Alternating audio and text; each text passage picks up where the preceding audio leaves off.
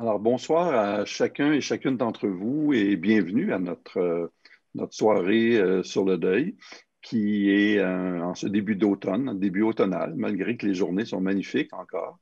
On a eu un très beau week-end et on va souhaiter que ça se perpétue. Alors, on vous souhaite la re-bienvenue. On espère que l'été a été convenable pour vous, malgré tout ce qu'on vit, tous ces chambardements liés à cette grande pandémie.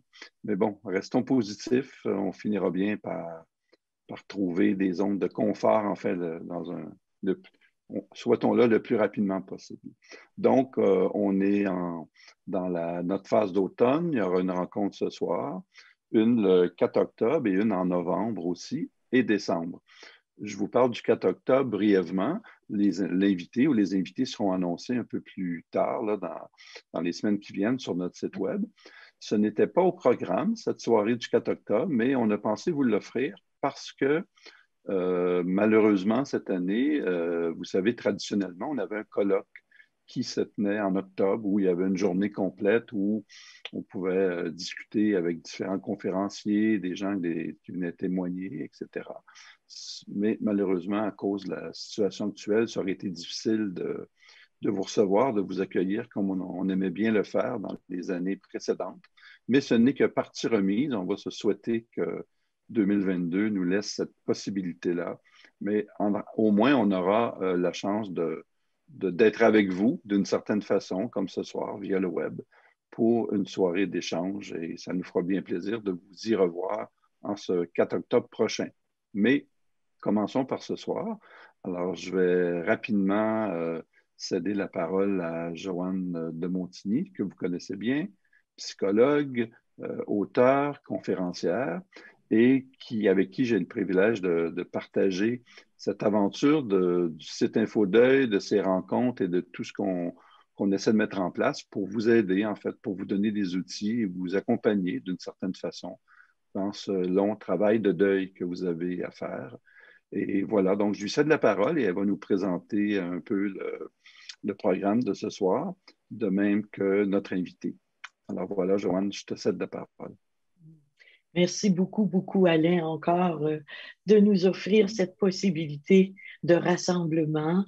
Et bonjour à tout le monde. J'avais hâte de vous retrouver après un été qui passe très vite. Alors, je ne sais pas si c'est à cause du vieillissement que je dis ça, mais je n'en reviens pas, comme le temps passe vite. Donc, très heureuse à chaque fois que je peux me poser avec vous et avoir un invité aussi grand et aussi, je dirais, près de mon cœur que celui que je vais vous présenter, Monsieur Michael Sheehan. Je suis touchée de recevoir cet homme. On a eu l'occasion de se rencontrer à quelques reprises au fil des années. Et comme vous l'avez lu dans l'affiche, c'est un homme qui a perdu son fils, Philippe, en 95, si je ne me trompe pas, oui, par suicide. Alors, euh, Monsieur Sheehan va nous donner, je dirais, une idée du trajet qu'il a parcouru depuis le temps. On parle parfois avec des personnes dont le deuil remonte à 4 ans, à 10 ans, à 8 ans, à 15 ans. Et on va voir avec M. Sheehan quel a été son trajet comme papa, comme père de famille, avec d'autres enfants, avec son épouse, le deuil familial, quoi, et le deuil individuel. Vous avez vu sur l'affiche que vous avez reçue que M. Sheehan a été juge à la Cour du Québec et au tribunal des droits de la personne. Plus encore, M. Sheehan mettrait l'accent sur le bénévolat qu'il a exercé depuis plusieurs années à la suite de sa grande épreuve. Et il nous en donnera quelques mots. C'est un homme aussi qui a été reçu par les ordres professionnels qui lui ont dit merci, car il s'est impliqué énormément dans notre société pour la prévention du suicide. Sans plus tarder, on va l'écouter, on va parler ensemble et Bonsoir, Monsieur Chian. Bonsoir et merci d'être là avec nous. Merci beaucoup, Joanne. Et merci à chacun de vous de participer et de m'accorder le privilège de- d'échanger avec vous. Comme Joanne vient de mentionner, je suis un père de 4 enfants, dont un s'est enlevé la vie à l'âge de 25 ans. Philippe avait une maîtrise en psychologie. Ça ne lui a pas empêché de vivre une détresse grave qui a amené jusqu'à s'enlever la vie, le suicide. Quand cela s'est produit, moi, je roulais sur le chemin de l'ignorance. Par exemple, dès l'automne, après avoir reçu sa maîtrise, Lise, mon épouse, m'a annoncé que notre Philippe faisait une dépression. J'ai dit, voyons, c'est impossible. J'ai nié. J'ai dit, tout le monde l'adore, il a tout pour être heureux. Ça ne se peut pas qu'il fasse une dépression. Ça, c'était l'automne. Plus tard, au début de l'hiver, il a écrit une lettre d'adieu qu'il a laissée à son travail et on a appris qu'il avait planifié plus qu'une tentative de s'enlever la vie. Et il a changé d'idée à la dernière minute. Alors, quand on a été informé le lendemain par son épouse, et immédiatement, on l'a amené à l'hôpital. Il a été reçu en clinique psychologique, hein, à Lévis. Il demeurait sur la Côte-Nord. Et là, on s'est dit, wow, on l'a échappé belle, tout va être beau, il est en très bonne main. Plus tard, quand il a été, après plus d'un mois, libéré de l'hôpital, on s'est dit, il est guéri, ils l'ont libéré. Et il devait suivre une thérapie, c'est ce qu'il a fait. Rendu à l'été, à l'occasion de mon anniversaire à moi, à la mi-août, la photo, elle nous a invités, puis la photo sur l'invitation a été prise à cette occasion-là. Et là, il nous a informé qu'il avait cessé ses médicaments. Et j'ai dit à mon épouse, c'est merveilleux. Il a cessé ses médicaments, il va bien, il doit savoir s'il va bien, il a une maîtrise en psychologie quand même, là. Et on s'est dit, on l'a échappé belle.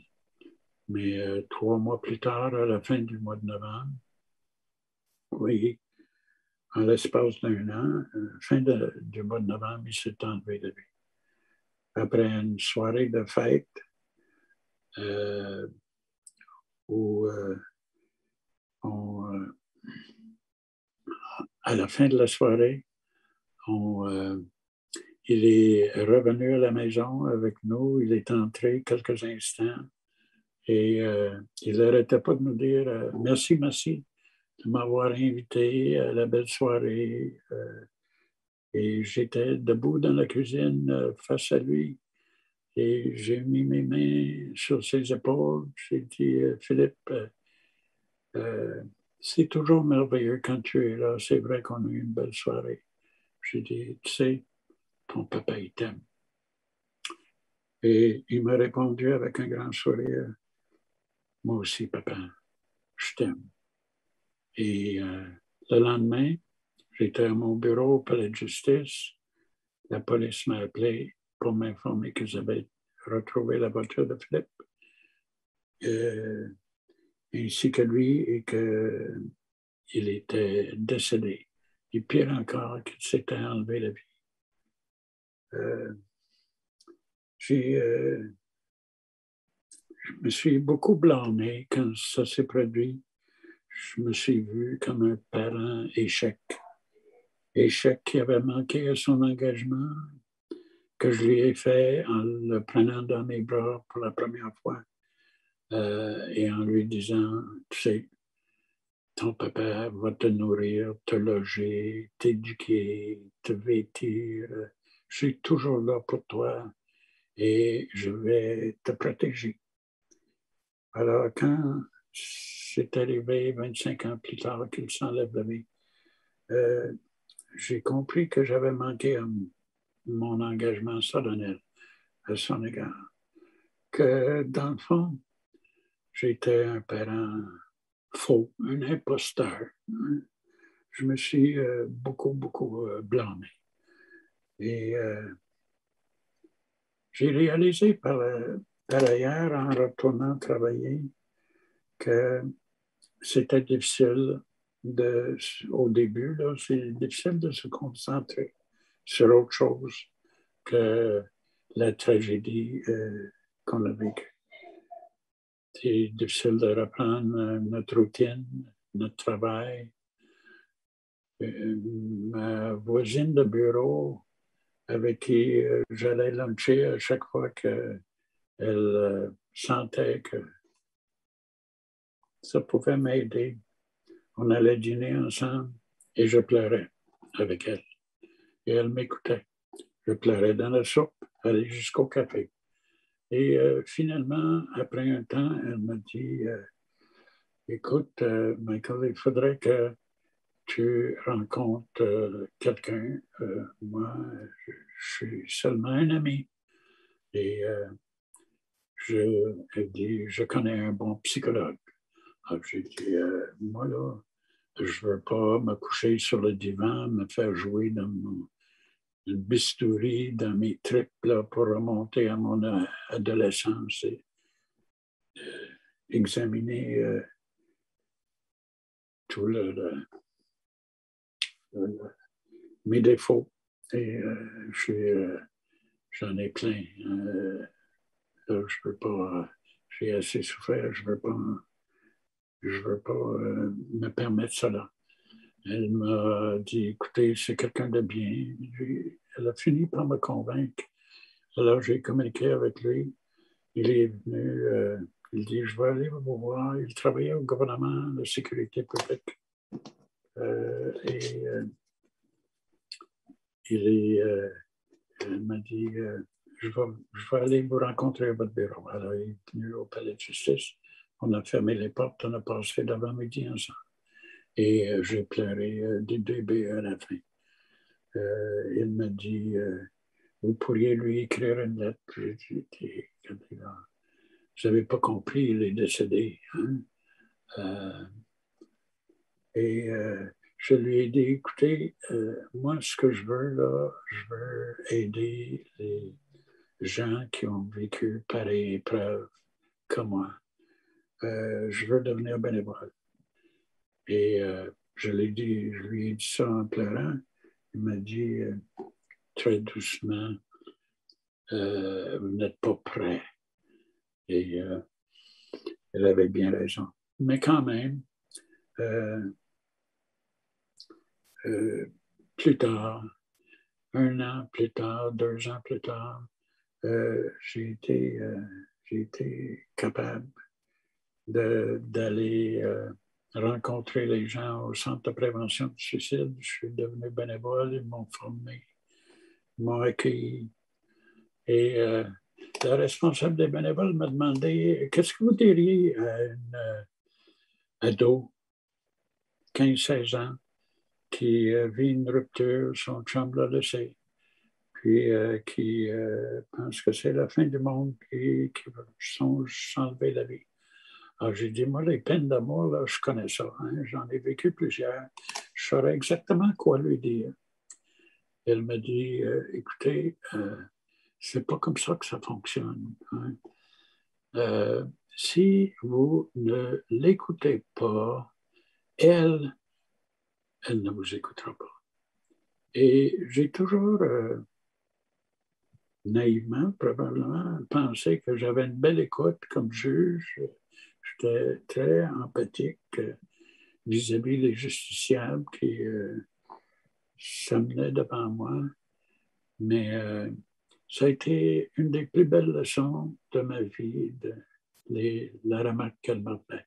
Si vous ne l'écoutez pas, elle ne vous écoutera pas. Alors, je pense que ça a été une grande leçon pour moi. J'ai appris beaucoup de choses, mais ça, c'était la meilleure des meilleures. J'ai aussi appris que au début, là, quand c'est récent, surtout la première année, même la deuxième année, il faut vivre sa peine, il faut se donner le droit d'être malheureux. Puis pour moi, c'était pas difficile, hein? Je suis un braillard. Alors, je pleurais facilement et je manifestais ma peine, mais quand même. Il faut se donner le temps. Hein? On vit dans une société, vous savez, où on est branché sur la haute vitesse. Hein? Haute vitesse en Internet, haute vitesse pour les funérailles, haute vitesse pour le deuil, tout pour les relations, l'amour, les connexions. Ça va vite, vite, vite, vite. Et le deuil, là, faut se donner le temps, hein, du temps pour vivre sa peine. Je pense que c'est archi important. On voudrait, des fois, il y a des gens qui vont nous dire, il faut que tu tournes la page, des gens anglais, you gotta get closure. Comme s'il fallait, c'est un dossier qu'il fallait fermer et terminer le deuil. C'est pas comme ça que ça fonctionne. On a la culpabilité enracinée, puis au cours de la première année, vous savez, le calendrier est fait en sorte que c'est plein de fêtes. Hein? Ça commence le jour de l'an, les réunions de famille. La veille du jour de l'an, c'est avec les amis. Ensuite, il y a le Saint-Valentin, il y a la fête des mères, il y a la fête des pères, il y a ses fêtes, c'est son anniversaire à lui, l'anniversaire de chaque membre de la famille. Même le Halloween est devenu une occasion de fête et de réjouissance pour les enfants. Et ça finit avec Noël, la fête des enfants. Alors, mais chacun de ces événements-là, au cours de la première année surtout, ça nous rappelle notre perte et ça nous ramène à notre perte et c'est la répétition. Hein? On vit la culpabilité qui est enracinée et on a peur qu'un autre de nos enfants va peut-être, ou un autre proche va faire la même chose. Hein? Alors, la première année, là, c'est l'enfer. Et la deuxième, un peu également. Mais il faut se donner le temps. La deuxième chose que je veux vous mentionner, c'est que par la suite, là, même si c'est tragédie invivable, hein, indescriptible, il y a quand même moyen de se réhabiliter. Et je pense que ce qu'il faut faire, c'est d'être juste, envers nous-mêmes. Hein. On n'a pas besoin de grossir notre épreuve avec toutes sortes d'émotions, avec avec la colère, la honte, la culpabilité. ça devient démesuré et ça augmente artificiellement une situation déjà où notre verre est déjà plein, là. Hein? On n'a pas besoin de le grossir. Et le grossir, ça serait... On est victime d'une injustice lors d'une pareille tragédie. Évidemment, notre être cher, c'est injuste pour lui. Il perd ce qu'il y a de plus important, sa vie. Hein? Mais nous, on n'a pas besoin de grossir la douleur de notre deuil. Il faut se donner, commencer, si on veut être juste envers nous-mêmes. Hein? La première chose à faire, je pense, c'est de se donner l'heure juste. Et l'heure juste, dans une tragédie pareille, c'est que notre être cher, sa vie sur Terre est terminée. Il ne sera plus là avec nous, mais tous les bons souvenirs, la mémoire qu'on a, toutes les qualités qu'il avait et les raisons multiples qu'on avait de s'attacher à lui et de l'admirer, de l'estimer. Ils sont toujours là encore. Alors, il faut profiter de l'aide de nos amis. Les amis, c'est important. C'est quoi un ami? C'est quelqu'un qui ne nous juge pas, hein? Qui nous accepte tel qu'on est. On a besoin d'un confident. Hein? La plus belle chose qu'on peut dire à un ami, j'ai besoin de ton amitié. J'ai besoin de ton amitié. Et il y a des amis extraordinaires qui peuvent accepter de nous écouter, de nous permettre de vivre notre peine, notre deuil. Et il faut en profiter. Quand on a des amis, c'est pas comme si on n'en avait pas, là. Hein? On est entouré. Et des fois, c'est pas tous les amis qui peuvent endurer, hein, la douleur d'une personne endeuillée, mais il y en a qui sont très, très capables. Ils sont extraordinaires. Puis des fois, c'est quelqu'un, on ne s'y attend pas. Hein? Moi, ma voisine de bureau, là, elle était merveilleuse de ce côté-là. Elle m'écoutait. Et elle ne me jugeait pas. Vous savez, j'ai beau avoir été juge, hein, j'ai compris, hein, c'est pas évident d'être juge, parce que personne n'aime être jugé. Hein.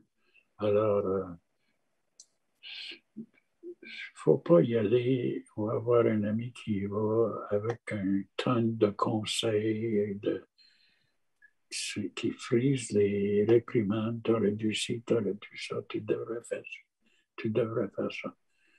Mais ça prend des gens avec une écoute, des gens comme Joanne. Ça ne court pas les rues, mais je peux vous assurer que ça existe. Hein? J'ai été porte-parole de la semaine de prévention du suicide. Une année, le dimanche, hein, la première journée de la semaine, Mélanie Turgeon, une skieuse olympique, hein, de la région de Québec, et elle est descendue la montagne en Autriche, puis elle est arrivée première, championne mondiale.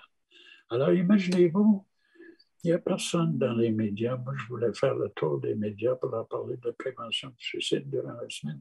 Personne ne voulait entendre parler de suicide ou de prévention du suicide. Alors, je leur ai dit, on va parler de Mélanie Turgeon. Et on va se rappeler que l'an dernier, ça n'allait pas bien pour elle.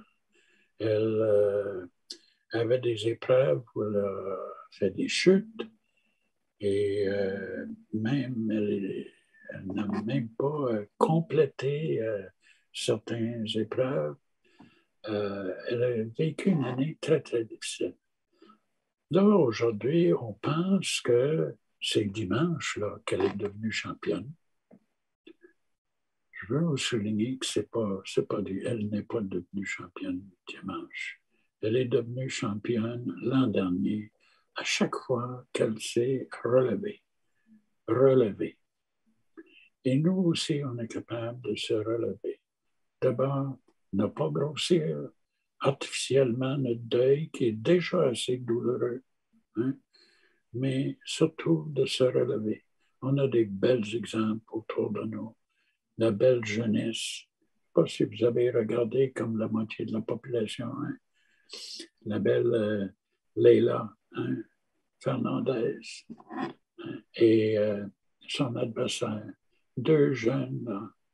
Leila nous a expliqué, son père nous a expliqué qu'à chaque fois, hein, à chaque fois que ça allait mal, elle s'est relevée. Elle s'est relevée. C'est comme ça que les athlètes olympiques deviennent des champions. Ils ont besoin d'apprendre à perdre et à se relever avant même de devenir champion, parce que c'est uniquement à force de se relever qu'ils deviennent champions. Vous savez? Et nous aussi, on peut être des champions, hein, en se relevant. Premièrement, en se donnant l'heure juste et ensuite en se relevant. Vous savez, c'est fascinant de travailler avec des enfants. Moi, j'exploite les enfants, hein, de la bonne façon, évidemment. Depuis notre épreuve, mon épouse et moi, on a vu naître 7 petits-enfants. À un moment donné, j'ai constaté que les enfants, ils connaissent ça, la justice. Hein? Vous essayerez de donner une permission à une fille sans le donner à son frère qui va vous rappeler, écoutez, c'est injuste. Donnez-lui un morceau de gâteau plus petit, pas le même dessert, pas la même permission. Qu'est-ce qu'ils vous disent? C'est pas juste, c'est pas juste. Ils savent c'est quoi la justice. Hein? J'ai dit à Chloé, hein, ma petite fille, l'aînée des petites filles, à un moment donné, elle avait 8-9 ans. J'ai dit, Chloé, je constate que tu exiges que les autres soient justes envers toi et je te félicite. Hein? Je te félicite parce que tu as droit d'exiger que ton entourage soit juste envers toi. Mais il y a une personne surtout qui doit être la première à être juste envers toi. Sais-tu c'est qui? Elle m'a dit, Jonathan, mon frère? Non, non. Maman? Non. Papa? Non. Toi, grand-papa? Non. C'est toi, Chloé. C'est toi la personne, la toute première personne qui doit être juste envers Chloé. C'est Chloé. Hein?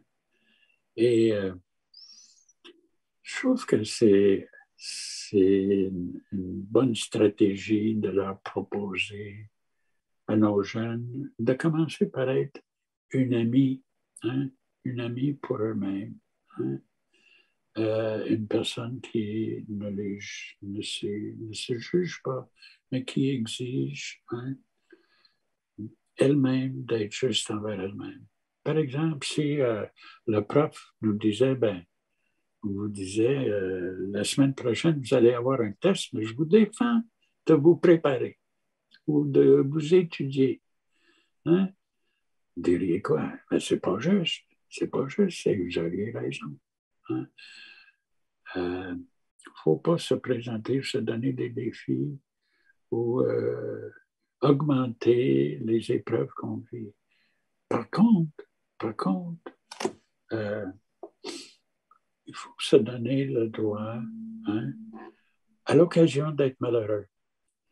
Il y a un de mes amis, de nos amis, hein, Joanne, qui a écrit un livre fantastique que tu as mis sur le site. Hein?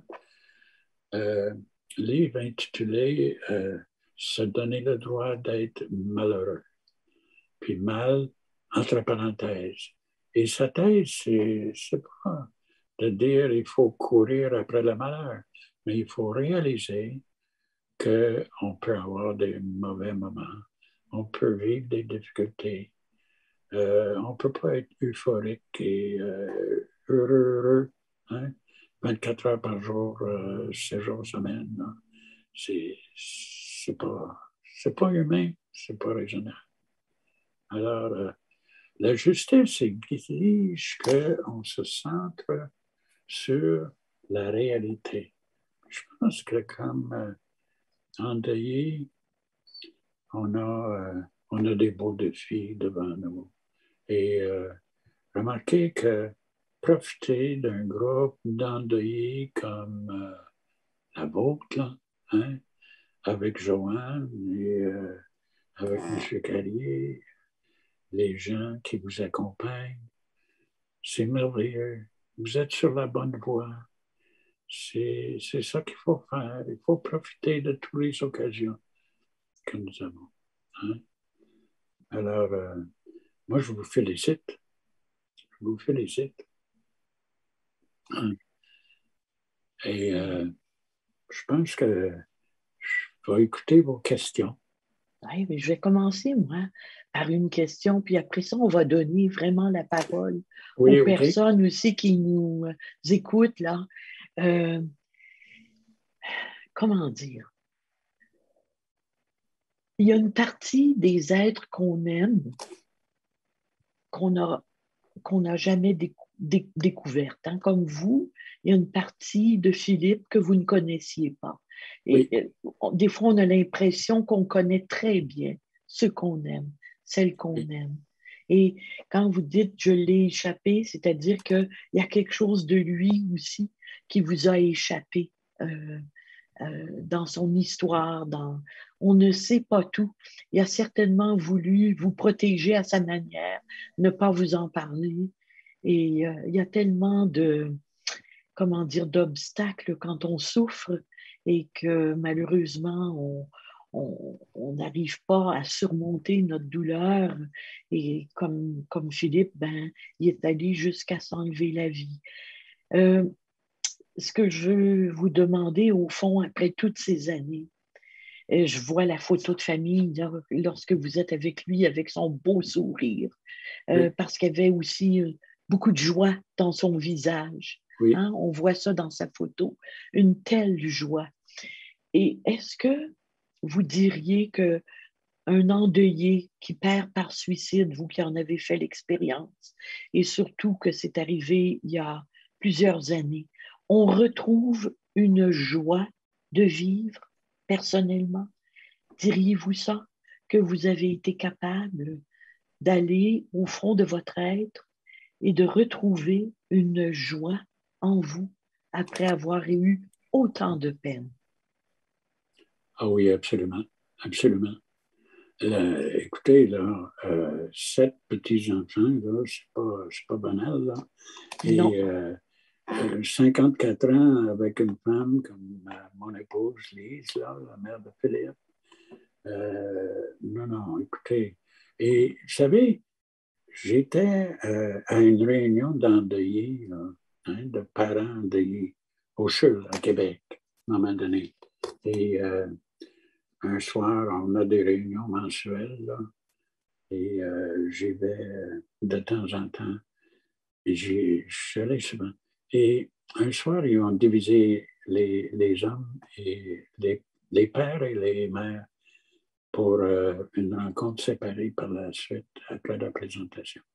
Alors, on s'est retrouvés autour de la table, là, dans une autre salle, juste des pères. Et ça y allait, hein, ça pleurait, puis c'était très émouvant. Puis il y en a un qui me dit, un parent, il dit, moi là, je suis tellement angoissé. Ma fille de 16 ans s'est mise à prendre de la drogue et elle s'est enlevée la vie. Et si ça continue comme ça, là, je pense que je vais finir comme elle. Je vais faire comme elle. Et je lui ai dit, je ne sais pas pourquoi j'ai dit ça, mais j'ai dit, si vous, là, vous vous enlevez la vie, est-ce que ça va être la faute de votre père à vous? Il m'a regardé avec un sourire, puis il dit, toi, là. Et j'ai compris qu'il a compris que si lui le faisait, ça ne pouvait pas être de sa faute, de la faute de son père. Et donc là, on comprend que pour les autres, ça ne peut pas être de leur faute, mais on a de la difficulté à reconnaître que nous, comme parents, comme pères, on n'est pas responsable. Et je le comprends, puis je sais que ce n'est pas logique. D'ailleurs, faut pas, si on veut vraiment se réhabiliter, il ne faut pas donner toute la place, vous savez, du début à la fin de notre vie, là, hein, à notre deuil. On est autre chose qu'un simple endeuillé. On est un père, on est une personne avec des valeurs, des qualités, des ambitions, des désirs, puis des beaux projets, finalement. Alors, ça serait une injustice de se dire, c'est pas ça que je parle de la justice, mais c'est très important d'être juste envers nous-mêmes. J'ai rencontré là, à l'Université du troisième âge, hein, pour l'enseignement là, chez les retraités à l'université. C'est fantastique, je vous encourage à vous inscrire. J'ai rencontré une madame et à la pause, j'ai posé ma question d'entrée en matière. Avez-vous des enfants? Parce que tout le monde aime parler de leurs enfants, puis c'est un sujet qui les intéresse. Elle me dit non. Hein. Elle me dit, par contre, j'ai été mère d'accueil. Ah oui, mère d'accueil. Oui, j'ai été mère d'accueil d'une jeune fille de 16 ans. Elle prenait de la drogue. Et wow, oui, puis qu'est-ce que vous avez fait? Comment c'est? Elle dit, c'est très bien été. Elle est retournée, elle a arrêté la drogue, elle est retournée à l'école, elle est allée à l'université, puis elle m'a regardé dans les deux yeux, puis elle a dit, en plus, elle est devenue avocate. Alors, j'ai dit, Caroline, c'est le gros lot. Comment vous avez fait ça? Elle dit, je l'ai convaincue d'être une amie pour elle-même. Être une amie pour elle-même. Être une amie pour nous-mêmes. Ça c'est la clé. C'est la clé. Hein? Qu'on arrête de se juger. Hein? Parce que quand on se juge, des fois, on voit tous nos défauts. C'est sûr qu'on a. On en a. Mais ça nous coupe les ailes. Hein? Et ça fait une distorsion entre avec la réalité. Alors, moi, mon souhait pour chacun de vous, hein, endeuillés, et c'est qu'ils deviennent des amis pour eux-mêmes et qu'ils réussissent à être justes envers eux-mêmes. Nonobstant l'épreuve assommante qu'ils ont vécue. Et remarquez, là, hein, j'ai beaucoup parlé de mon deuil à moi, mais il n'y a pas de gros deuil puis de petit deuil. Hein.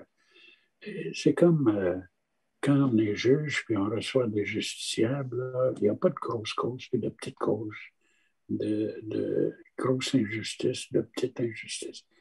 La cause la plus importante, c'est toujours celle qui est devant nous. C'est toujours celle de la personne qui est devant nous. Hein? L'épreuve la plus importante, c'est la nôtre. Et si je m'adresse à un André, c'est la vôtre. C'est sûr. Mais il y a d'autres choses aussi. La vie est merveilleuse, elle nous offre des belles occasions.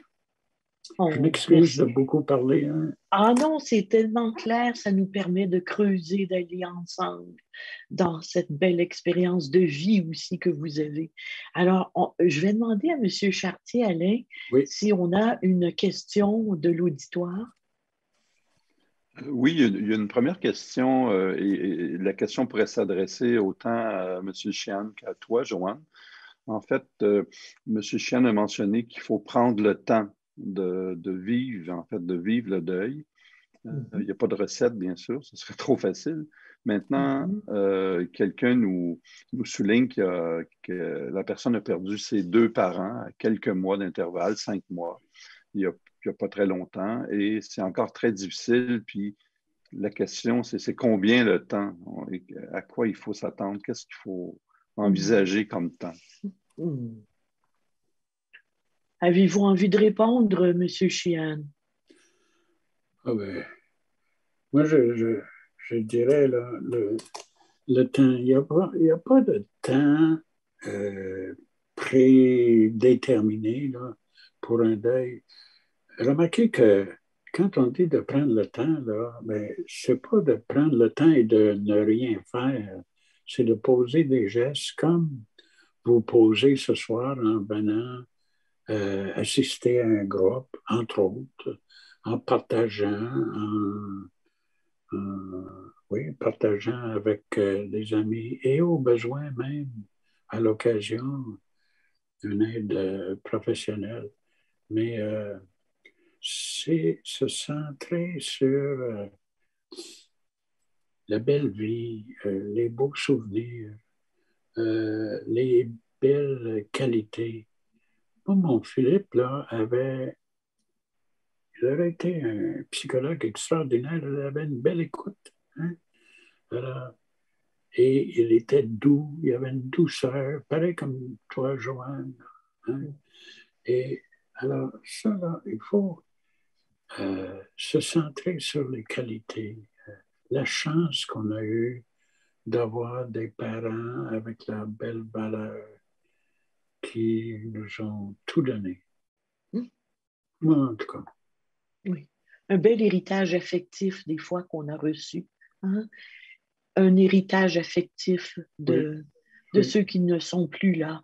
Mais j'aimerais aussi peut-être ajouter, parce que je me souviens, puis vous l'avez dit tantôt, M. Sheehan, combien vous avez pleuré aussi dans les premières années, peut-être vous pleurez encore. Mais je crois que ce que vous êtes en train de nous dire, c'est qu'on peut à la fois pleurer et agir durant la journée, faire des choses quand même. C'est comme la tristesse ne nous empêchera pas d'avancer, de fonctionner, de vivre quelques moments de répit, mais que notre peine, on ne peut pas la chasser juste parce que on trouve que c'est trop long ou on pense que la société trouve qu'on devrait aller plus vite. Je crois que ce que vous êtes en train de nous dire, c'est que les deux sont possibles en même temps. On peut faire marcher notre peine et notre joie en même temps. C'est pas séparé. On peut pleurer tout en aimant. On peut pleurer tout en partageant. On peut pleurer. C'est un peu ça, je crois, que vous êtes en train de dire, et que finalement, ça se calcule pas en nombre d'années ou en nombre de mois, mais ça se dit que la peine va nous traverser par secousses, par vagues, par journées, par moments difficiles, mais qu'à travers ces larmes, il y aura aussi, comme vous le disiez tantôt, des beaux moments avec les petits-enfants, ou si on n'a pas de petits-enfants, d'autres beaux moments qu'on peut aller puiser dans la vie. Et quand vous dites de prendre soin de nous, d'être juste envers nous, c'est de ne pas, comment dire, fuir les beaux moments ou la beauté du monde qui pourrait nous entourer. Absolument. C'est un peu ça. Oui. Et alors, Alain, est-ce que nous avons une autre question? Oui, une question intéressante. En fait, on propose d'essayer de voir si le caractère violent de la perte de votre fils, bon, comme vous l'avez dit, chaque deuil, c'est un deuil, puis on doit y faire face. Mais est-ce que ce caractère-là, de la façon dont il est décédé, ça a pu influencer votre façon d'aborder votre vie professionnelle au niveau de la justice, au niveau de parler de l'écoute tout à l'heure? Est-ce que ça vous a changé face à votre travail, à votre profession? Oui, oui. La violence, hein, on dirait qu'elle est omniprésente et le suicide est un acte certainement violent, hein, qui enlève la vie. D'un autre côté, on pourrait suivre la consigne là, de le conseil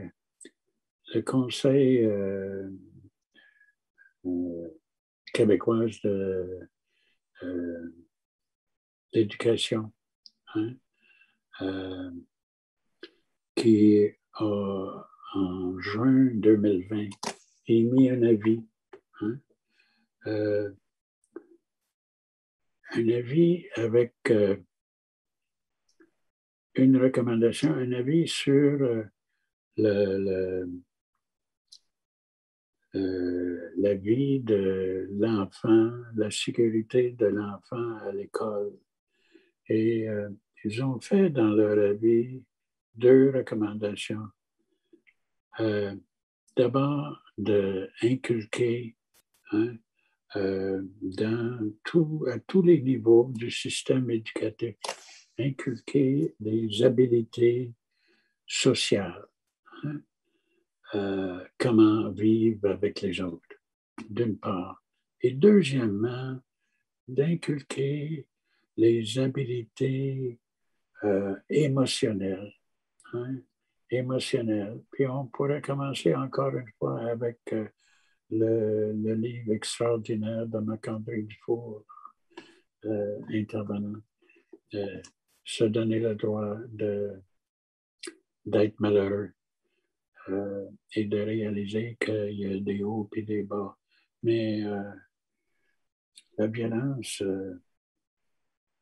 écoutez, ça n'a pas sa raison d'être, hein, dans une société civilisée. C'est sûr que ça va exister, mais il faut tout faire pour inculquer à nos enfants dès la maternelle, hein, aller jusqu'à l'université, à chaque étape de l'éducation, hein, comment composer avec nos émotions. C'est important, c'est capital. Et si on commençait avec le respect, supposons, hein, vous vous rendez compte là, que quand on respecte quelqu'un, on ne peut pas être violent envers la personne. C'est impossible. Impossible. Mais le respect, ça s'apprend. Hein? Ça s'apprend. On a de la job à faire au niveau de l'éducation. Je ne suis pas en train de critiquer nos politiciens ni quiconque, là. Mais je pense qu'on a un beau défi. Hein? Puis la violence, là, c'est une très bonne question. Mais ça nous indique, là, on a des devoirs à faire. Comme le Conseil supérieur de l'éducation, c'est ce qu'ils nous ont dit. Pour suivre la consigne. C'est Oui. tout là. La recette est là. Oui, dans le respect, hein, puis dans ce mot-là, il y a beaucoup de synonymes. Hein. Le respect, c'est vraiment la bienveillance, oui. c'est l'amour, c'est l'entraide, tout est là-dedans, hein? Dans le mot respect, il y a l'écoute, il y a tout ça. Hein? Alors, Alain, est-ce qu'on a d'autres questions? Oui, Monsieur Chian, vous nous avez mentionné en début de présentation que dans les premières réactions suite à la perte de votre fils, vous êtes questionné sur le père que vous aviez été. Est-ce que j'ai été un bon père? Est-ce que j'ai manqué? Etc. Est-ce qu'il y a eu un événement où c'est le temps qui a fait que vous avez pu passer au-dessus de cette culpabilité-là? Au-dessus des lacunes. Si on veut. Je ne sais pas, j'ai eu beaucoup de formations, hein? J'ai été gâté. J'ai eu beaucoup de formations, tant comme juge d'abord, mais aussi comme juge au tribunal des droits de la personne. Les droits de la personne, là, il y a un beau document à lire, hein? La Charte québécoise des droits de la personne. Regardez ma copie, hein? Il est complètement en miettes. Mais c'est beau, c'est à lire et à relire. Hein? Un bijou. On pourrait le mettre sur le site, d'ailleurs, Alain, on va trouver comment le mettre sur le site, hein? La référence. Oui, tout à fait. Oui, oui. Mais pour revenir, M. Sheehan, un petit peu à cette question fondamentale, parce que vous le disiez tantôt, on s'en veut. Est-ce que j'ai été un bon père? Est-ce que j'ai été une bonne mère? Est-ce qu'il y a quelque chose que j'ai pas vu venir? Est-ce que j'ai manqué quelque part? Ça fait tellement mal d'essayer de comprendre si on avait dit ceci ou cela, mais on n'y arrive pas. On n'y arrive pas à trouver la solution dans notre réflexion, à essayer de changer un peu le résultat de tout ça. C'est ça être bon pour soi, c'est ça être juste envers soi, c'est ça être un ami pour soi, c'est ne plus s'en vouloir, ne plus penser que nous sommes responsables de la mort de l'autre. Vous savez, il y a un endeuillé qui m'a expliqué à un moment donné, qu'il s'est fait dire là, que, vous savez, il a expliqué à son père, vous savez,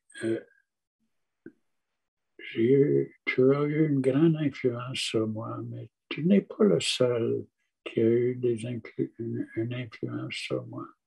J'ai eu des profs, j'ai eu des amis, j'ai eu des collègues, j'ai eu toutes sortes de monde et toutes sortes d'événements qui m'ont marqué et qui ont fait de moi qui je suis. Et alors, faut pas, je sais que comme père ou comme parent, hein, on est vite pour dire quand notre enfant réussit, entre guillemets, là, hein,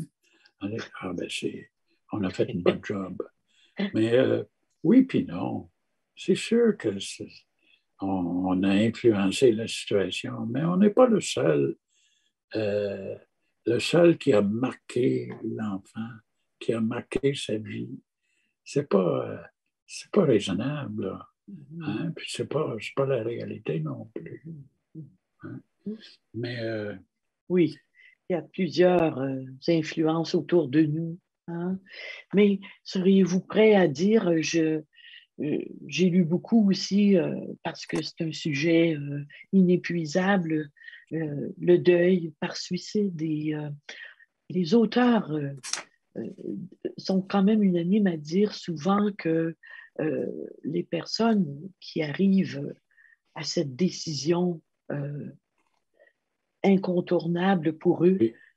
Irréversible pour le reste du monde qui les entoure aussi, qu'il y avait en soi beaucoup d'éléments dépressifs. Est-ce que vous diriez ça, que on ne va pas s'enlever la vie comme ça parce que il nous arrive tout d'un coup quelque chose, ou vous diriez il y a autant de sortes de suicides que de personnes, et ce n'est pas que la dépression, même si on met un gros pourcentage sur le fait que les gens qui s'enlèvent la vie sont des gens profondément déprimés. Et j'ai réalisé, j'ai fini par comprendre, là, en tout cas en grande partie, la détresse énorme et la souffrance énorme des gens qui s'enlèvent la vie. C'est inimaginable pour un profane. Et je ne l'ai pas compris. Je ne connaissais rien du suicide, ni même de la détresse ou d'une dépression, hein, quand ça m'est arrivé. Mais j'ai appris, j'ai beaucoup écouté les gens en détresse grave. Et j'ai réalisé que, oui, ils souffrent le martyre. Et il y en a qui vont nous dire oh, ben moi, mon enfant, au moins, il voulait vivre. Oui, ben, le mien aussi, il voulait vivre. Et tous les gens nos proches qui s'enlèvent la vie, ils veulent vivre, ils ne veulent pas mourir, mais ils veulent faire arrêter leur souffrance. Ils veulent faire arrêter leur souffrance. La souffrance ça, qui est intense, oui, oui, et faire diminuer l'intensité aussi. Hein? Déjà, qui peut faire une grande différence. Mais non, il faut avoir beaucoup, beaucoup d'empathie. Hein? Et d'arrêter de juger. Hein? C'est un juge qui vous le dit là. Il faut qu'on arrête de juger, hein? Les gens qui vivent une détresse ou une détresse psychologique. Hein? Ça peut arriver. C'est pas parce que on peut, à tort, hein, imaginer, ben là, il ne nous aimait pas. Mais non, ça n'a rien à voir avec l'amour. Mon Philippe, là, quand j'ai dit ton papa t'aime, là, puis il m'a répondu moi aussi, papa, je t'aime. Puis il est parti s'enlever la vie. Hein? On peut imaginer qu'à cause de l'amour, là, il est immunisé, il ne le fera pas. Ben, j'ai appris à mes dépens, c'est pas vrai. C'est pas, j'ai rien contre l'amour, là. Hein? J'en ai parlé. La semaine de prévention du suicide arrive souvent durant la fête, le même jour que la fête du Saint-Valentin. Hein? J'étais sur des plateaux à la télévision, parler de Saint-Valentin lors de la semaine de prévention du suicide. Je dis, regardez, là, j'ai rien contre l'amour, mais au contraire, mais l'amour, là, n'est pas une garantie. Trompons-nous pas. Hein? Et des fois, on a besoin d'aide professionnelle. Il ne faut pas hésiter. Hein? Ça existe. Ça existe. Je sais que ce n'est pas facile, mais ça existe. Puis il y a plein, plein de vidéos. Hein? Le clinique Mayo, là, aux États-Unis, a une vidéo extraordinaire pour les parents. Six ados qui expliquent aux parents en vidéo clinique Mayo quoi faire, hein, quand un de nos enfants vit une détresse grave et qui pense au suicide. Et c'est avec des sous-titres dans toutes les langues. Hein? C'est bien fait, c'est merveilleux. Il y en a plein, plein des présentations comme ça. Mais hein? Celle-ci, on va la mettre aussi sur notre site là, pour référence. Parce que... des gens de courage. Regardez là, les derniers jours, hein, on a vécu le 11 septembre. Mon Dieu, oui. 20 ans. Imaginez la détresse des endeuillés. C'est pas parce que on n'est pas seul à le vivre. Là. D'abord, on est rarement seul. On n'est pas seul comme endeuillé, c'est sûr. Mais ce n'est pas une consolation de dire, vous êtes plusieurs. Vous êtes plusieurs. Non, non. Mais il faut se brancher sur le courage. Oui. Hein? Le courage, le joie de vivre et ne pas se priver de tous les joies que la vie peut nous amener, l'amour, les belles rencontres, les beaux voyages, des belles rencontres comme ce soir-là, hein, Oui. avec Joanne et M. Carrier. À Monsieur répétition, Chartier, oui, M. oui. Cartier, oui. Monsieur Chartier, oui. Chartier, oui, Oui, excusez-moi. Alain, oui, il n'y a pas de quoi. Je Il n'y a pas de quoi. déparle. Non, pas du tout. Vous êtes loin de déparler. Vous dit que vous y allez en profondeur. Vous avez vraiment une grande réflexion à partager avec nous. Ce soir, on est allé loin dans cette réflexion, dans cette détresse, dans cette détresse de ceux qui perdent la vie, qui se l'enlèvent, dans ceux qui restent, aussi dans la détresse du deuil. Et puis après ça, aussi dans toute cette joie qui s'entremêle et qui vient à notre escousse, justement grâce à des partages. C'est vrai que on est toujours, comment dire, aidé à entendre des récits, des témoignages, comme le vôtre d'ailleurs, M. Sheehan. Vous savez, vous avez parcouru le site, je sais que vous avez écouté quelques témoignages Oui. sur le site et puis vous voyez comment chacun nous apprend quelque chose. Et c'est ça qui est Absolument. fantastique, grâce aux témoignages de ces personnes, on dirait qu'on reste avec une force de plus à chaque fois. On est en train de bâtir des forces grâce à des êtres aussi comme vous qui prenez la parole et qui nous aidez finalement à comprendre un petit peu la réalité de l'endeuillé. Alors, euh, il est déjà 8 heures. Je ne sais pas s'il y a une dernière question à laquelle on pourrait répondre. En fait, il y aurait peut-être deux questions et on pourra conclure avec ça avant le mot de la fin. Les questions s'adressent à vous deux, en fait, à toi, Joanne, ou à M. Chian. On a parlé de la culpabilité, on l'a mentionné il y a quelques minutes maintenant. Quelqu'un nous relate avoir perdu son frère il y a à peu près 8 mois et que c'est encore très difficile que cette personne-là se culpabilise beaucoup encore et elle se demandait, est-ce qu'il y a, bon, pas à la recherche d'une recette, mais est-ce qu'il y a des façons d'apaiser ça un peu? Comment apaiser ce Oui, sentiment là, de culpabilité qui est constant? oui, Et c'est une perte oui, par suicide dans ce cas-là aussi. oui, d'accord. Je peux en dire quelque chose, mais vous pouvez aussi, Monsieur Chian. Est-ce que quelque chose vous vient à l'esprit? Allez-y. OK. Je vais dire quelque chose, puis vous pourrez enchaîner peut-être. D'accord.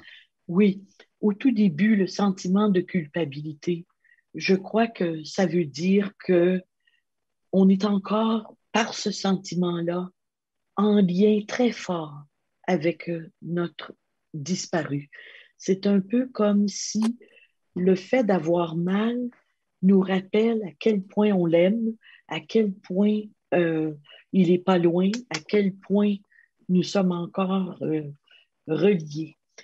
On pense que le sentiment de culpabilité, finalement, est peut-être un mal nécessaire au tout début du deuil, simplement pour confirmer cet amour qu'on avait pour l'autre. Autrement, on dirait, ben, ça ne me touche pas.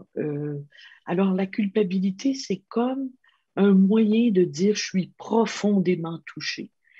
Le danger, c'est quand la culpabilité s'incruste, quand la culpabilité s'éternise, quand la culpabilité fait euh, qu'on se, on se fait des auto-reproches qui n'en finissent plus ou qu'on tombe dans des regrets. Comme vous l'avez si bien dit, M. Sheehan, il y a tellement d'influence autour d'une personne qu'on ne peut pas être la seule personne à croire qu'on y est pour quelque chose.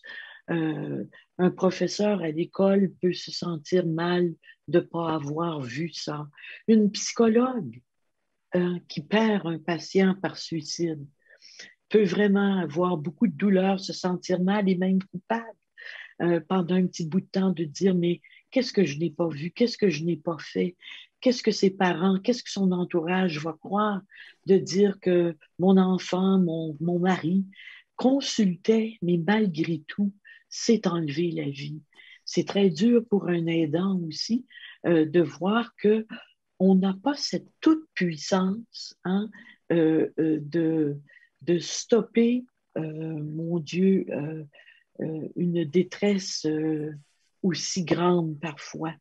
On peut l'espérer, on peut aussi beaucoup aider les personnes qui nous consultent. Je crois qu'on peut faire beaucoup de prévention de suicide, mais nous aussi, on peut perdre des aides par suicide, les professionnels de la santé, et on peut vivre un peu ou beaucoup de culpabilité. Je me souviens, 2 petites minutes, je le dis, euh, quand j'ai perdu quelqu'un par suicide au tout début de ma profession, de ma carrière, eh bien, j'étais tellement malheureuse que je me suis dit, il faut que je lâche le métier. J'ai pensé comme le parent qui pense qu'il n'est pas assez un bon parent. J'ai pensé que j'étais peut-être pas assez une bonne psychologue. Mais je suis allée voir un ami avec qui je travaillais, psychiatre, qui m'a dit, Joanne, si tu veux pas connaître un autre suicide, ben oui, tu vas lâcher le métier. Mais si tu veux, hein, peut-être un jour connaître malheureusement un autre suicide, tu seras là toujours pour aider aussi ceux qui restent. Et puis, voilà, c'est que il y a des événements de vie qu'on ne peut pas empêcher. Et on tombe dans notre sentiment d'impuissance. Et cette impuissance-là touche au sentiment de culpabilité. La culpabilité de ne pas être assez puissant pour empêcher le malheur. Mais on n'a pas cette toute-puissance d'empêcher les malheurs. Mais on a une sorte de puissance d'apprendre beaucoup de nos épreuves. Et j'ai écouté différemment au fil des années, j'ai appris autrement, j'ai appris grâce à ces personnes qui sont capables de mettre en mots leur souffrance.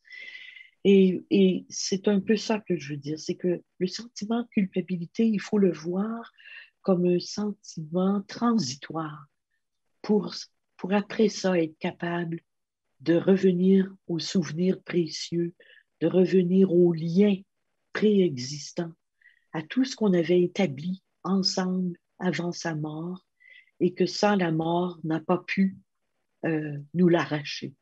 Ça, c'est ce que je peux en dire un petit peu. Vous voulez bien rajouter quelque chose, M. Sheehan, pour ce Oui, sentiment de vous savez, culpabilité comme vous parent, savez, oui, ce comme blâmer là, frère, comme sœur? c'est peut-être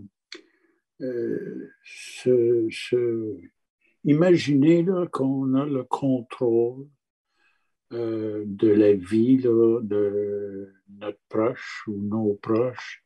C'est pas comme ça que la vie est organisée. Puis, une personne en sérieuse détresse là, qui songe à faire une tentative euh, et qui souffle le martyr, la dernière chose qu'elle veut, c'est qu'un proche ou même la parenté ou son frère le sache hein, et vienne interrompre son projet de mettre fin à sa souffrance. Hein. C'est la souffrance là qui... Et qu'est-ce qu'on ferait s'il nous disait, ben moi, je peux m'enlever la vie, là. Ben, on pourrait faire différentes choses, c'est sûr. Mais est-ce qu'on va le barrer dans un armoire ou dans une chambre? Vous savez, il y a une limite là, à empêcher quelqu'un de s'enlever la vie. Il y a une limite, malheureusement. Hein? Mhm. On n'a pas le contrôle. Je dis malheureusement, mais c'est peut-être heureux aussi qu'on n'ait pas le contrôle total de la vie d'autrui, là, de nos proches. On ne l'a pas. On a beau les aimer, On a beau être parents, non, on n'a pas un contrôle direct sur tout. Oui. Merci parce que vous l'avez très bien expliqué, très, très bien expliqué. Puis j'espère que ça aide les personnes qui sont à l'écoute et qui vivent ce sentiment difficile à métaboliser, puis surtout à transformer. Il faut transformer ce sentiment de culpabilité en quelque chose qui va être plus constructif parce que ça nous détruit quelque part, la culpabilité. Est-ce que je peux vous dire que j'ai rencontré à la demande de collègues de travail là, une jeune femme qui pensait sérieusement au suicide. OK? Je l'ai rencontrée et je l'ai écoutée. Puis elle m'a expliqué qu'elle avait une psychologue. Puis elle avait des sessions de psychothérapie. Hein? Et ça donnait que je la connaissais, la psychologue. Et elle était, en tout cas, après Joanne, là, la meilleure au Québec. Là. Hein? J'ai dit, elle me dit, hein, la collègue, là, la personne qui pensait au suicide, elle dit, mon anniversaire de naissance s'en vient, puis je vais me faire un beau cadeau. Ma lettre est écrite, puis tout. J'ai dit, avez-vous dit ça là, à votre psychologue? Hein? Je ne la nommerai pas, là. Mais elle me dit non. J'ai dit, regardez là, vous n'avez pas le droit. Vous n'avez pas le droit d'aller consulter un professionnel puis lui dire la moitié de l'histoire, hein, de lui cacher des choses. Comment voulez-vous? Vous lui coupez les ailes. Hein? C'est injuste. Vous n'avez pas le droit de faire ça. Vous allez commencer par détruire votre lettre, là, puis je pense qu'elle a mis de côté son projet. Évidemment, hein, quand on a une rencontre avec quelqu'un, on ne la revoit pas. Oui. Mais c'est Je veux juste juste pour vous dire, rajouter, oui, elle était en présence d'une personne extraordinaire en psychologie, hein, une personne qui donne des cours en psychologie aux autres psychologues, les former, merveilleuse. Puis, hein, elle était aux prises avec un patient, un client, qui ne lui disait pas toute la vérité. Alors, comment voulez-vous? oui. Hein? Et ça, c'est un exemple très frappant, mais je dois rajouter quelque chose. Ouais. C'est très important. Je rajoute que parfois, M. Sheehan, il y a des êtres qui viennent nous voir et qui nous disent qu'ils vont procéder, qu'ils vont passer un jour au suicide. N'est-ce pas? Ils ne nous le cachent pas tous, mais plusieurs parmi les gens suicidaires, s'ils viennent en thérapie, vont nous faire mention qu'un jour, ils vont se suicider. Et à ce moment-là, si vous voulez, on travaille très fort, hein, psychologue et l'autre personne, hein, pour parler de ce que c'est que la vie, qu'est-ce que c'est que la difficulté de vivre, qu'est-ce que c'est que pour certains ne pas aimer vivre.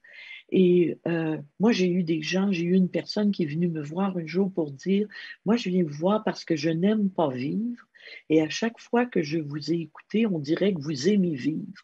Et je ne comprends pas ça. Est-ce qu'on peut en parler? Alors, ce que je veux vous dire, et aux personnes qui nous écoutent, ça peut arriver qu'un parent sache que son enfant pense au suicide. Ça peut arriver qu'un psychologue, un psychiatre sache que son patient pense au suicide. Et tantôt, vous disiez, on ne peut pas rentrer quelqu'un dans un placard et puis l'attacher et lui dire, je ne veux pas que tu te rendes jusque-là. Alors, ça, je trouve que c'est une intervention que vous avez faite qui est très importante. On espère quand la personne nous quitte qu'elle ne va pas passer à l'acte.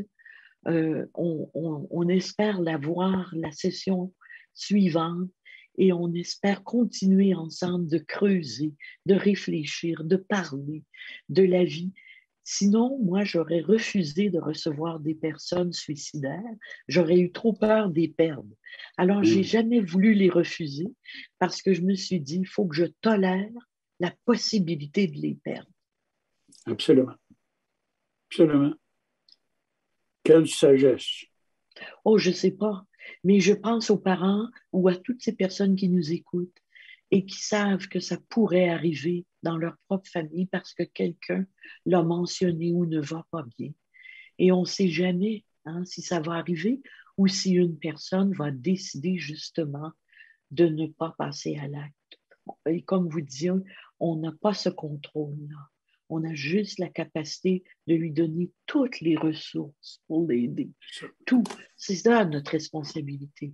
L'aider le mieux possible avec tout ce qu'on doit connaître autour de ça, mais on n'a pas le monopole de son geste. Il y a plein de ressources, il y a plein de raisons pour ne pas le faire. Oui. Alors, le défi qu'on peut se donner, c'est de se dire, nos proches, là, il n'y en a pas un qui va le faire sans savoir, hein, sans connaître toutes les ressources qui existent et sans savoir connaître toutes les raisons qu'il peut avoir pour ne pas le faire. Oui, hein? oui. C'est tout. Mais une fois qu'on a fait ça, là, que voulez-vous? Hein? Oui. C'est ça. C'est pas des prisonniers. Non, c'est ça. Hein? Et vous parlez de ressources, et c'est intéressant parce qu'on peut peut-être terminer là-dessus, conclure, c'est que est-ce que vous auriez, Joanne ou M. Chian, des références d'organismes et ou de lectures, quelques références ou quelques lectures qui pourraient aider ou informer ou enfin être une ressource importante pour les endeuillés qui sont avec nous ce soir? Oui, oui, et je veux juste rajouter que en plus de celles qui vont nous venir à l'esprit comme ressources, on va aussi en ajouter hein, sur le site. Oui, il y en a déjà une liste quand même, mais on pourra la bonifier, bien sûr, avec autant toujours. au niveau des lectures qu'au niveau des références. Oui. Alors, M. Sheehan, je crois que vous qui avez été bénévole, c'est du 24 heures d'écoute à un numéro, en tout cas, qui est très important pour une personne en détresse qui peut parler à quelqu'un qui va l'écouter. Il y a un numéro 1866 appel hein, qui fonctionne 24 heures par jour, 7 jours semaine. Il y a toujours quelqu'un au bout du fil grâce au réseau de centres de prévention du suicide à la grandeur du Québec. Il y a beaucoup de sociétés qui aimeraient, je suis allé en Europe et ailleurs, là, ils aimeraient avoir les ressources que nous avons ici au Québec et au Canada. Mais nous, au moins, là, c'est extraordinaire là, les ressources que nous avons pour prévenir. Et les gens, oui, le numéro 1866 s'appelle, qui est disponible et il y a toujours quelqu'un au bout du fil avec qui on peut partager notre peine, notre angoisse, nos questions. Et quand des fois, on veut aider quelqu'un quelqu'un d'autre, c'est pas pour nous-mêmes, on peut appeler, dire, j'ai un ami, il m'a tenu tel propos, pourriez-vous me guider? Ou encore, pourriez-vous communiquer avec lui, avec elle? Hein? Ils vont le faire. Hein? Oui. Et puis il y a beaucoup d'autres organismes aussi, là, hein? Mais et encore une fois, le livre de Marc-André Dufour, si jamais vous cherchez un invité, là, je ne veux pas me mêler de vos compétences. Marc-André Dufour, là, hein, c'est en or. Oui. Et puis, pour les gens aussi là, qui voudraient lire un bon livre pour aider à traverser le deuil après un suicide, c'est Christophe Fauré. Christophe Fauré, on a la référence sur le site, mais je crois que c'est Vivre le deuil après un suicide. Alors quand même, ça aide beaucoup. J'en ai lu quelques-uns, moi, des livres sur le suicide et je ne peux pas Oui, dire qu'il n'y en a pas un qui ne m'a pas aidé. Il y a toujours une phrase, un paragraphe, 10 pages, quelque oui, chose qui nous aide énormément. absolument. Et le beau vidéo de votre rencontre avec lui, Joanne, aussi, là, hein? Ah oui, oui, oui, Oui. les gens, ils sont des fidèles. Sur le site, là, Oui, pas loin. oui, en fait, c'est ça, c'est que les gens qui nous écoutent ce soir sont fidèles à nos rencontres et ils ont eu l'occasion d'entendre Monsieur Fauré, ils ont eu l'occasion d'entendre Marie-Ève Richard qui nous a Oui, fait un très beau témoignage aussi. Et je crois qu'on va continuer, comme tu disais, Alain, de bonifier le site pour donner de plus en plus de références aux personnes. Oui, tout à fait, c'est l'objectif. Et je vous rappelle aussi que sur le site, si vous avez des questions, des commentaires, des besoins de références, il y a une façon de joindre InfoDeuil et tout ce qui concerne le deuil de près ou de loin, les commentaires ou les questions seront remises à Joanne de Montigny et ça nous fera plaisir là, d'y répondre. Oui. Alors voilà, je pense qu'on aurait continué encore, mais on a fait une promesse de pas trop prendre le temps d'écran parce que c'est difficile pour les gens. Parfois, ils ont passé la journée sur oui. l'écran. Donc, on va peut-être s'arrêter à moins qu'il y ait quelque chose, Annie. Euh, Non, écoute, je vais te laisser le mot de la fin, mais sans oublier d'abord de remercier, de te remercier, Joanne, mais bien sûr notre invité, M. Chian. Merci beaucoup. Je suis convaincu que ça a été très aidant oui, pour les endeuillés qui étaient avec oui, nous ou qui vont y être via la capsule de ce soir qui va rester sur le web. Et j'invite les gens, bien sûr, à se joindre à nous le 4 octobre et vous aurez les informations sous peu. Alors, bonsoir à oui. tous et je cède la parole à Joanne. Eh bien, moi aussi, j'aimerais remercier du fond du cœur M. Sheehan. Je vais vous dire une chose, M. Sheehan. On a pris le temps. Ce que j'ai apprécié avec vous ce soir, c'est le temps. On aurait dit qu'on a eu du temps pour parler ensemble parce que vous y allez doucement. Quand on disait tantôt, euh, qu'est-ce qu'on fait pour éviter la violence? Dans le fond, c'est le respect, mais c'est la douceur et c'est la lenteur peut-être qui nous aide maintenant à, à mettre de la paix à l'intérieur de chacun. Et il y avait une belle lenteur dans le sens de l'éloge de la lenteur, non Oui, pas une lenteur qui nous impatiente, au contraire. Ça fait du bien de prendre le temps de trouver les mots et vous les peser. Et ça fait du bien de voir que quelqu'un réfléchit et pèse les mots en nous les livrant.